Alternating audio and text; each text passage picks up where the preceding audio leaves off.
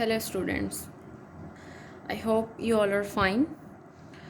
Last time I discussed some basic definitions that are upper bound and the lower bound. Now we are going to start the second topic, limits. First of all, I will explain the informal definition of a limit and then formal definition, and then I will try to explain the formal definition in a graphical way. And then further in the coming lectures I will discuss how to use formal definition on questions, and we will also solve some questions and see some notes, remarks and cases regarding this very important topic, that is limits. The informal definition of a limit says that let f of x be defined on an open interval about x naught. Means we have an open interval and our function is defined on that open interval, and maybe that function is not defined at x naught, but it will be defined on an open interval that contain x naught. If f of x gets arbitrarily close to L, means if our function gets close to L as we like for all x sufficiently close to x naught, we say that f approaches the limit L as x approaches to x naught, and write limit x approaches to x naught f of x is equal to L. Now what it says? It says that suppose we have a function y is equal to f of x, and we have x approaches to x naught and f of x is defined on some interval that contain x naught in it, maybe anywhere. Okay, now it says that as our x approaches to x naught, then our function f of x approaches to some limit L. For example, if I take a function f of x is equal to 2x square, and let us apply limit x approaches to 2x square, then what we will get? If I substitute, because x is getting close to 2, then 2 into 2 square is equal to the 4 to the 8. Means our function gets close to 8 when our x approaches to 2. Now this is the informal definition of a limit. Now let us look at the formal or precise definition of a limit. Let f of x be defined on an open interval about x naught.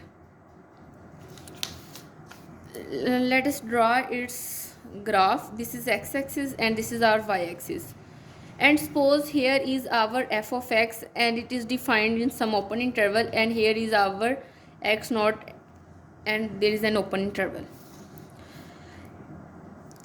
We say that the limit of f of x as x approaches to x naught is the number L, and write this one.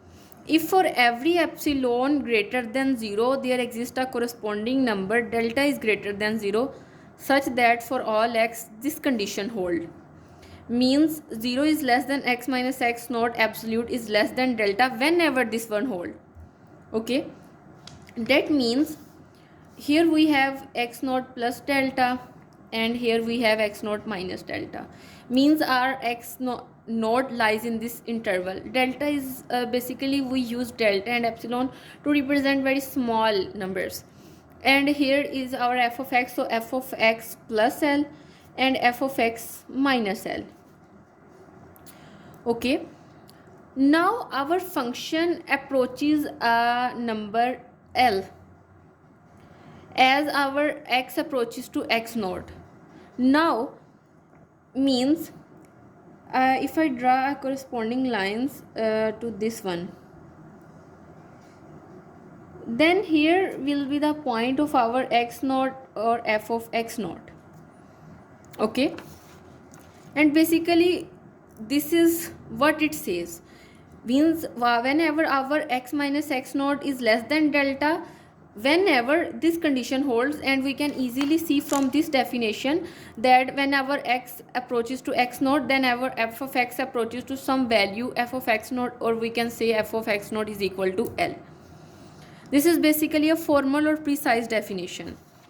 Now there is a note that I write it here, that the limit does not depend on how the function is defined at x naught. Maybe there will be a singularity at x naught, but function has still limit exists there. For example, if I define a function in this way, like here is 2 and here is our function, but there is a singularity, that the function is not defined at this point, and corresponding to this we have a number 1. We will also discuss about left hand limit and right hand limit, from which we just now I am discussing about the limit. Then this means that left hand and right hand limit exist, that if we approach either from this side and either from this side, we get the same answer. But later I will also discuss left hand and right hand limit, in which we just go from one side to a number and we get an particular answer. But to define a limit at some point, it should be it should obey the rule that left hand and right hand limits are the equal. Now if we say if we saw this function, then it is not defined at this here. But if we apply the limit x approaches to 1 f of x, then it will give us the two answer. Okay, because either we approach from this side or this side, we get two answer, although the function is not defined here. And that is what I write here, that a limit does not depend on how the function is defined. Now I will let me explain one example in which I use the formal or precise definition. But before discussing the proper example that in which we've used the formal definition, let us discuss some important results. The results are: the identity and constant functions have limit at every point. Because identity and constant functions are continuous everywhere, and that's why we can find their limits at any point. For example, we have an identity function. Let us say f of x is equal to x. Then we can apply here any limit and we get the answer. And in the same way, if I write here limit x approaches to 5 and is a constant function 1, then I will get only 1. A function may fail to have a limit at a point in its domain. For example, unit step function means there are some functions in which that fail to have a limit, because their domain does not contain a particular point, or they are not defined in a particular way, so that we couldn't find a limit there. For example, we have a unit step function, it jumps. This is the unit step function, it has no limit as x approaches to 0. Why? Because as we approach limit x means when x is less than 0 and we approach x from the negative side, then we get 0. And if we approach its positive side, then we get 1, because its graph is defined in this way, this and this. When we approach x 0 negative side, then we will get a 0 answer. But if we approach it from a positive side, then we will get 1 answer, and these two are not equal. That's why limit is not defined there. In the same way, we have this function, it grows too large to have a limit. And if we look at this, limit x approaches to 0 g of x is equal to limit x approaches to 0 1 over x is not equal to say some number, because if we approach x approaches to 0, then something over 0 is infinity, and the answer becomes infinite, and that's why limit is not defined here. In the similar way, this function, it oscillates too much, and that's why it couldn't have limit at that point. Because we know that a sine the domain of sine function is -1 to 1, and it oscillates between this in this way. Here is 1 and here is -1, and due to this reason the limit does not exist. And there are limit laws. Limit laws means if we have a function like this, we can limit x approaches to 1 x plus x square, then we can separate a limit on this one, and in the same way the power, and we have a product, then we can apply the limit on product function 1 by 1, and similar way the quotient. Limits of polynomials can be found by substitution. For example, if we have a polynomial, then we simply plug the value of x to which we are approaching in place of x, and then we can find its answer. In the same way, limits of rational functions can be found by substitution if the limit of the denominator is not 0.